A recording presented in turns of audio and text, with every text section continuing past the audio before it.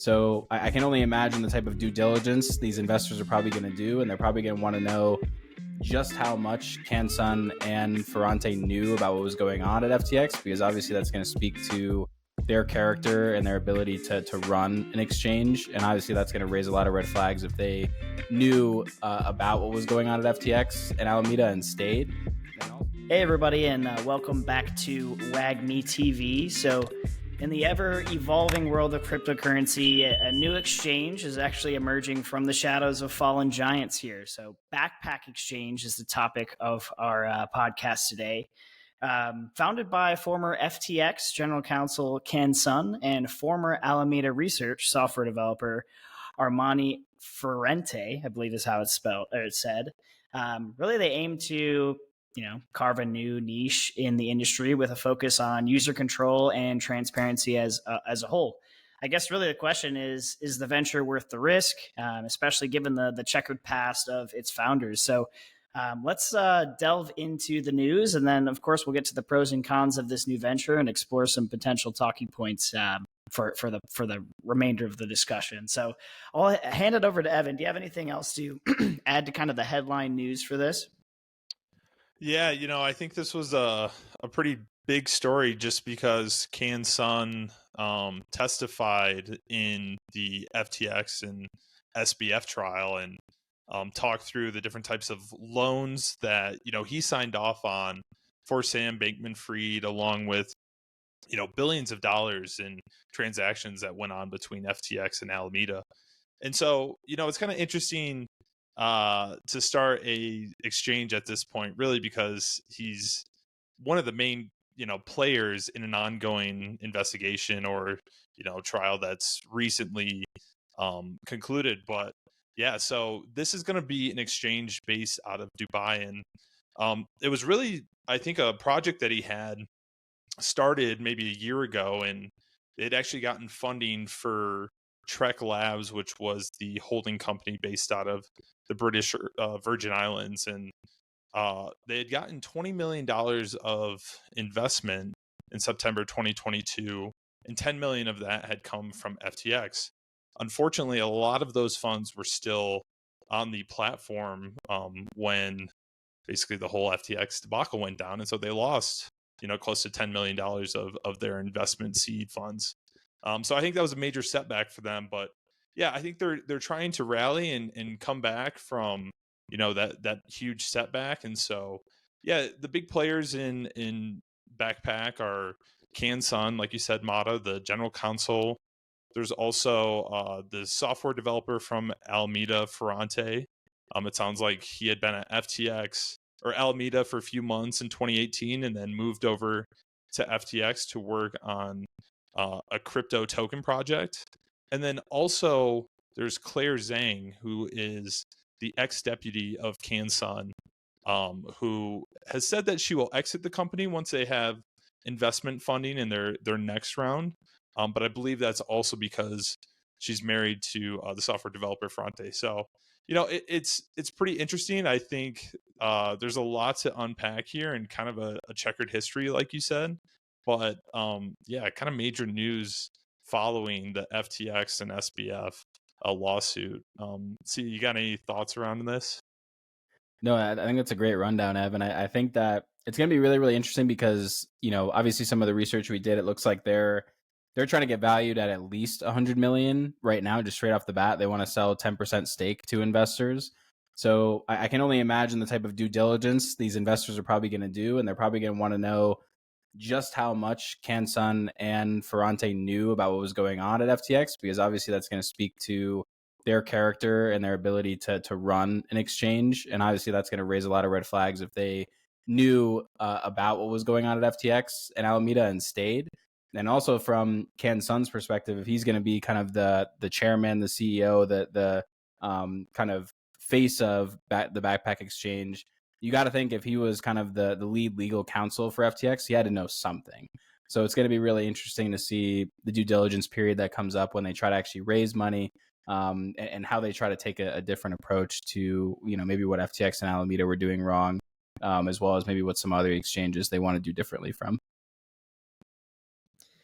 Yeah, I mean, I think that's a fantastic point, and it kind of leads us nicely into like, okay, what is Backpack Exchange doing differently or planning to do differently, right? What are some of the pros?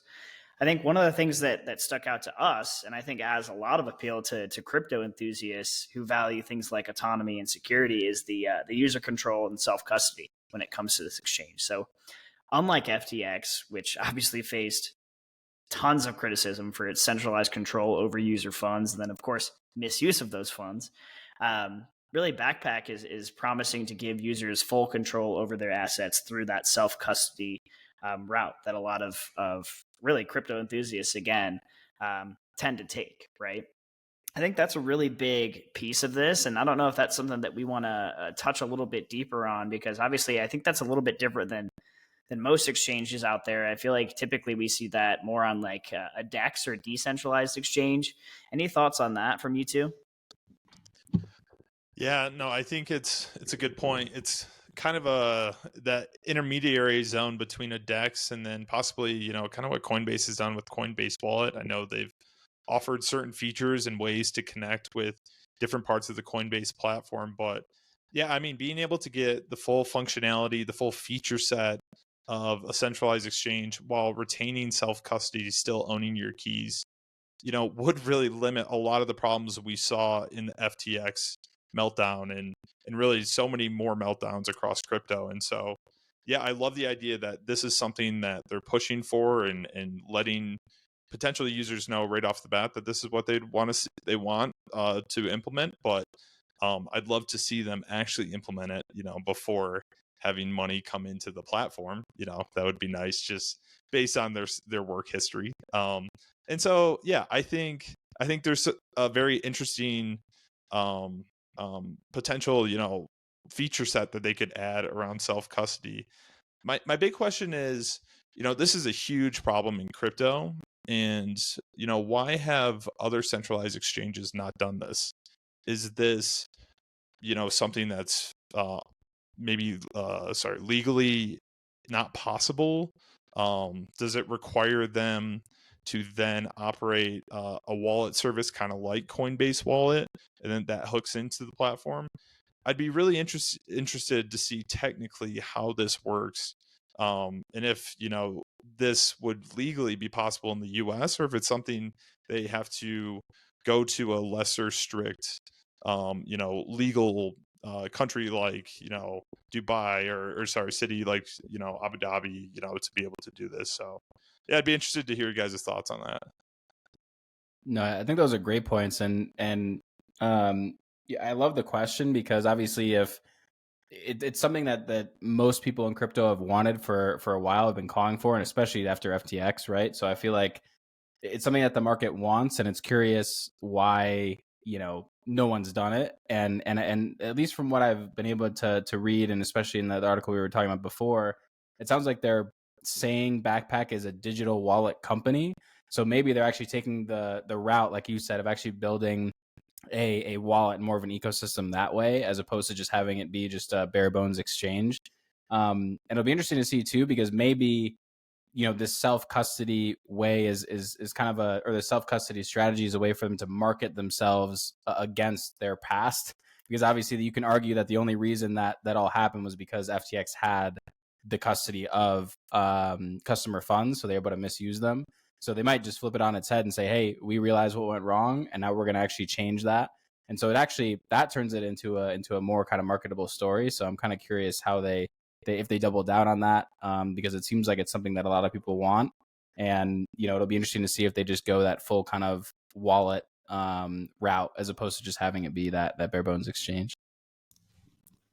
Yeah, I mean, I think that's a great question in general that you raise, Evan. I mean, I'm sure there's technical complexities on the side of the organization, like the exchanges in general. I assume up until this point, a big portion of it was actually the technical complexity for users and users of the system, right? I mean, they want to know, oh, I have FDIC insurance, for example, or they don't want to have to worry about kind of self custody, is what they're probably thinking, right? Do they really want kind of these private keys, and oh, if I get this wrong or forget my seed phrase, all of a sudden all my funds are gone, right? Things like that. It is a little bit scary. So I think maybe up until this point, a lot of these exchanges were kind of thinking, hey, something we always talk about, right, is trying to integrate normal society into kind of blockchain and what it can do for you. I mean, that's definitely a barrier that people have to kind of start to cross a little bit, where it's like, hey, we definitely want this, but we need to make it a little bit less scary for some of these individuals. So maybe it's just not a step that some of these exchanges have taken. And to Sia's point, maybe this could be something that is a differentiator for them, right? Maybe they can really market themselves to those crypto enthusiasts who also, of course, want to and have to use exchanges here moving forward. But I don't know the exact reason they haven't done it up until this point, some of these other exchanges, but it could start a trend here moving forward if Backpack does well on this. And I wonder if the reason other centralized exchanges haven't done it is because, holding those customer funds, they're able to, within reason, within FDIC, legal guidelines, they're able to hold it within 3-month treasuries where they can earn yield on those customer funds. And so maybe this is them saying, hey, to allow our users to sleep well at night, we're going to cut off that revenue stream and be able to just create more trust with our users. Which, if that's, the case, that's awesome. I think we're all for that.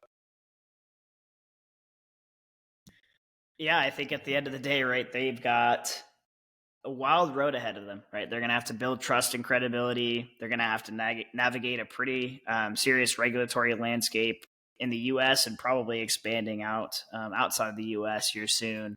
And they've got a lot of baggage to move through, but they're going to have a little bit of a fresh start, some new leadership, a different name, at least for this group. So it will be interesting to see if, some of the ideas that they have, even if they, aren't flourishing with Backpack, if they are kind of picked up by some of these other exchanges. But I guess, with that in mind, obviously we just had the news that SBF was actually found guilty a few weeks back. We did actually read earlier as well that FTX could potentially continue, right? So SEC Chair Gensler actually said, under new leadership, the FTX exchange could be revived. And it really comes from reports of Tom Farley, who's the former president of the New York Stock Exchange. He's essentially vying, along with a couple others, to buy the remains of the bankrupt crypto exchange. So it is an interesting one where, obviously Backpack Exchange has some past from, FTX and Alameda, but there are still groups trying to revive FTX as a whole and keep that name. Any thoughts on that, on why that would be a good idea versus a bad idea? What are your thoughts on that?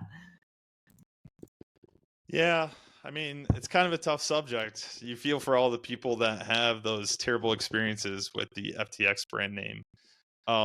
Unfortunately, a lot of people know the FTX brand name. And because of that, that carries brand equity.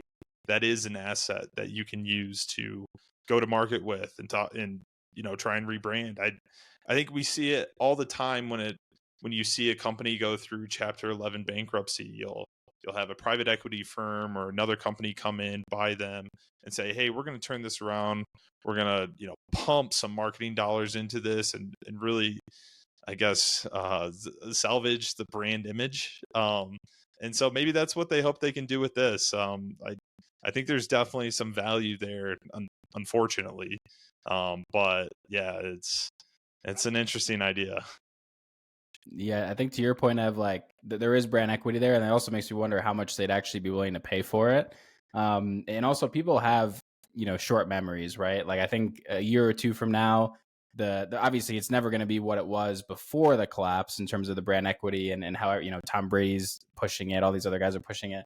But at the same time, I think it's paying a discounted fee for what happened is probably less expensive than starting your own exchange and trying to build the brand recognition over again. So I think to them, they probably see a gap in the market and they say, hey, even though it's gotten beaten down, even though people hate it, we can probably spin this around and have a story around new ownership, new leadership, and why people can put their, and they might even take the self-custody route and maybe adjust it too. So who knows? Yeah, definitely a fair amount of work to be done on that brand, right? Addressing some of the concerns of potential investors, of course, customers and customers of the past, right? How do you really rebuild that trust? How do you make sure the new FTX is not, as susceptible to the same problems that led to the collapse of the old FTX, right? I think a ton of things to answer from that standpoint. I personally like the direction that the Backpack Exchange is taking in just kind of starting fresh and starting anew. But I think that kind of does it for us today. We wanted to just cover a couple of these pieces. So hope you all enjoyed the content. If you learned something new, feel free to like, comment, subscribe. We love to see what you all have to say. But until next week, Wagmi.